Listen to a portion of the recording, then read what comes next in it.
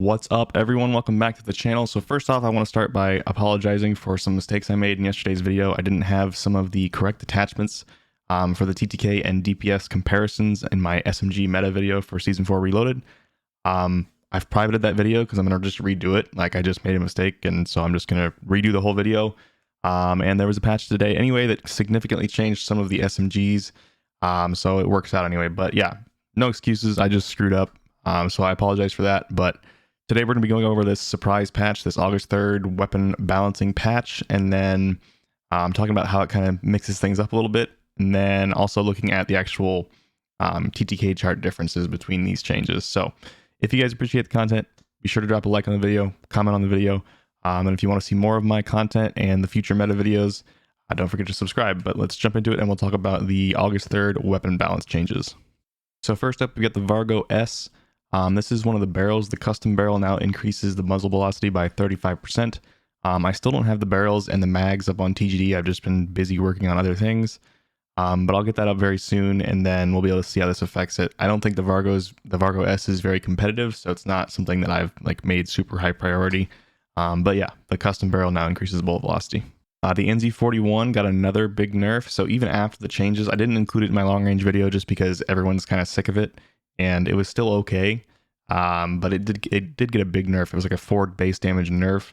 But they didn't feel like that was enough, so now it got another nerf, and this is to headshot locational damage multipliers. So now it does less to the head in both the first and second damage range. So let's jump on over to TGD and look at the pre-nerf version and this current version and see how much of a hit it's taken now.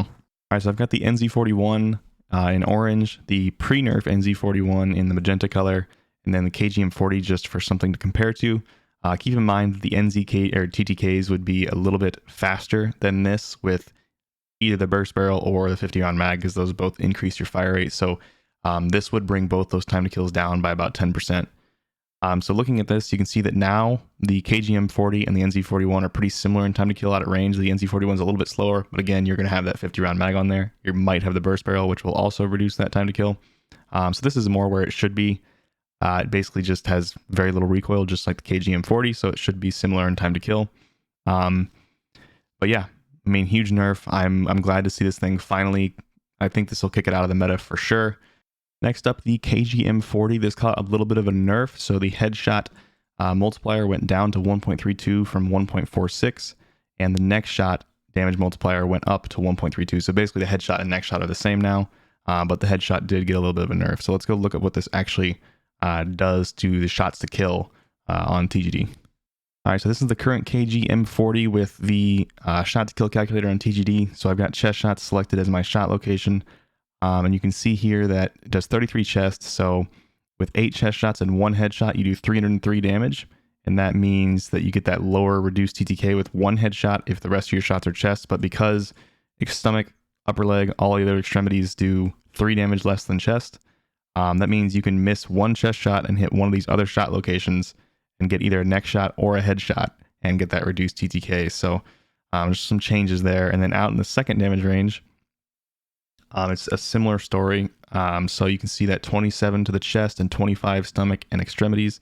So just 2 damage less to stomach or extremities. And in either the headshot or the neck shot just reduces the TTK by getting one of those off of chest shot, and then that's 3 damage over 300, which means if you subtract that 2 damage of missing 1 shot, then you're going to still get that 11 shots to kill, 940 millisecond TTK. So let's go look at what the previous version was and compare that. All right, so previously, this is the first damage range. This is the pre-nerf KGM40. You can see that it did 307. The rest is the same except neck. Neck's a little bit different. It did 307 damage, so that means that you could miss 2 chest shots and still get that 9 shot to kill in the first damage range, whereas with the current setup, you can only miss 1 chest shot to still get that 752 millisecond time to kill. And then in the second damage range, similar story again, except you could actually miss 3 chest shots. So it's 2 damage different, and this does 6 damage over the 300. So that means you can miss 3 shots off of chest and get 1 headshot and still get that 11 shots to kill. So it's a little bit of a nerf. It just makes it so you have to hit more chest shots to get that reduced shots to kill and reduced time to kill. Next up is the Volk. So the Volk caught a 1 damage nerf in the last damage range. And then they also reduced the damage range dramatically on some attachments. So the VDD 287mm, this is the strafe speed barrel. This is the one that makes it decent as an SMG. It now has a 25% reduction to damage range rather than just 10%. And also a 20% reduction to muzzle velocity instead of just 10%. And also now increases vertical recoil by almost twice as much as before. So that's going to make this attachment quite a bit worse. But I think it'll still be viable. It's just gonna be a little bit worse than it was. And then the Volk's actually a pretty good mid-range, long-range gun right now. This is the long-range barrel, and that caught a big nerf to damage range as well.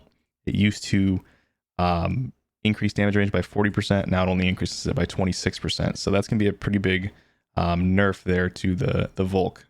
Modern Warfare Kilo caught a little bit of a nerf. So this got a huge buff in the previous patch.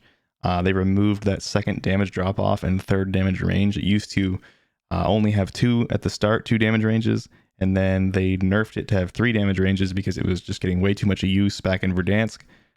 So they reverted that change back to only having 2 drop offs, but then now they've increased the shots to kill on the body by 1 out at range. So min damage decreased to 22, down from 23. So that reduces the shots to kill, or increases the shots to kill by 1, and obviously increases the TTK. The Armaguerra caught a little bit of a nerf, so the ADS movement speed was reduced by about 3%, a little over 3%. The Russian short 34 round mag, the damage range penalty was reduced or increased to minus 25%, down from 14%. So now it reduces your damage range even more.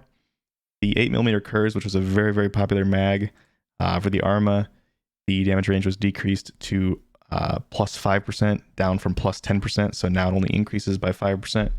And it also hurts your movement speed more than it did before. And then the short barrel, which was the ADS movement speed barrel. This is the barrel that basically makes the Arma have the fastest ADS movement speed in the game. It was reduced from plus 20% down to plus 18%. Very small change there. It's still probably going to be the fastest in the game, and it'd still be very good for strafe speed. And you'll notice that they didn't actually change the damage values of the Arma at all here, so it should still be very, very good. Obviously, I'll cover this in my redone close range meta video. Next up, we got the Marco 5, so not a lot of changes here. They just increased the ADS time by 10 milliseconds up to 200 milliseconds, and then they increased the vertical recoil as well. For the Blixen, the max damage was reduced to 39, so that's the first damage range because it's the maximum damage the gun can do.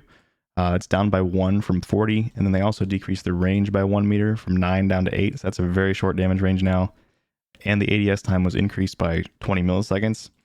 And then the Bergstrom barrel was a very, very popular barrel for the Blixen, probably the meta choice for most people. They reduced the bullet velocity on that barrel by 15%, and then it says that the movement speed and ADS movement speed were increased before. I didn't even know that, so it doesn't say that on the attachment in game. But it says a 3% change and then a 6% change on ADS movement speeds. That's pretty dramatic. And then the meta magazine would be the 7.62 Gorenko 54 round mag, and that is going to now have a movement speed penalty of 2%, and it also has a 3% penalty to your ADS time now, when it used to be a 2% penalty. So Blixen caught a pretty big nerf. I think we're going to see the Marco and the Arma be the top 2 contenders now, and like I said, I will obviously be redoing that meta close range video, so we'll see how this all stacks up in that a little bit in more detail. The 50GS, this is the 50 caliber Desert Eagle pistol. Got some crazy damage buffs in the Season 4 Reloaded update, and so they've reduced those multipliers down by about 10% now on upper, lower torso, and neck. I think that's a good change. It was kind of interesting how it got a huge buff out of nowhere. Then we get the Whitley. So the Whitley, they've been trying to sneak into the meta, I think, for a while.